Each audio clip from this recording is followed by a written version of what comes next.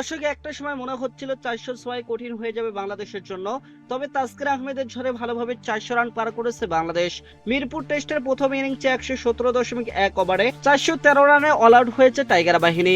এর আগে 4 উইকেটে 301 রান নিয়ে দ্বিতীয় দিনে খেলা শুরু করে বাংলাদেশ ক্রিকেট দল। প্রথম 10 ওভার মুশফিকুর রহিম ও লিটন কুমার দাস দেখে শুনে কাটিয়ে দেন, কিন্তু বাংলাদেশ বোর্ডে 338 রান উঠতেই মোহাম্মদ আব্বাসের শিকার হয়ে ফেরেন লিটন কুমার দাস। ব্যক্তিগত 33 রানে অফ স্টাম্পের বেশ বাইরের বল টেনে মারতে গিয়ে মিড অনে ধরা পড়েন তিনি। দর্শক, আব্বাসের তৃতীয় শিকার হন মেহেদী হাসান মিরাজ। অফ স্টাম্পের বাইরের বল পয়েন্ট দিয়ে বের করতে চেয়েছিলেন তিনি, কিন্তু আটকা পড়েন ইমামুল হকের হাতে। তার বিদায়ে 356 রানের ষষ্ঠ উইকেট হারায় বাংলাদেশ ক্রিকেট দল। তাইজুল ইসলাম ও মুশফিকুর রহিমকে সঙ্গ দিতে পারেননি। দর্শক, আব্বাসের বাউন্সি ডেলিভারিতে চোখ বুজে ব্যাট চালিয়েছিলেন তিনি। বল চলে যায় এতে করে উইকেট রক্ষকের গ্লাভসে। 23 বলে 17 রান করেন তাইজুল ইসলাম। 7 উইকেটে 380 রান নিয়ে লাঞ্চ বিরতিতে যায় বাংলাদেশ ক্রিকেট দল।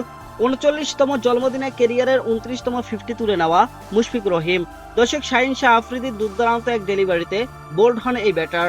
179 বলে তার ধৈর্যশীল 71 রানের ইনিংসে ছিল 8টি বাউন্ডারি মার। ইবাদত হোসেন রানের খাতা খুলতেই পারেননি, তাকে 0 রানে ফিরিয়ে নিচের পঞ্চম উইকেট শিকার করেন মোহাম্মদ আব্বাস। 384 রানে 9 উইকেট হারায় বাংলাদেশ ক্রিকেট দল। প্রথম ইনিংসে 400 হবে কিনা সেটা নিয়েও ছিল সংশয়, তবে তাসকিন আহমেদের ব্যাটে 400 রানের গন্ডি পার করে টাইগাররা।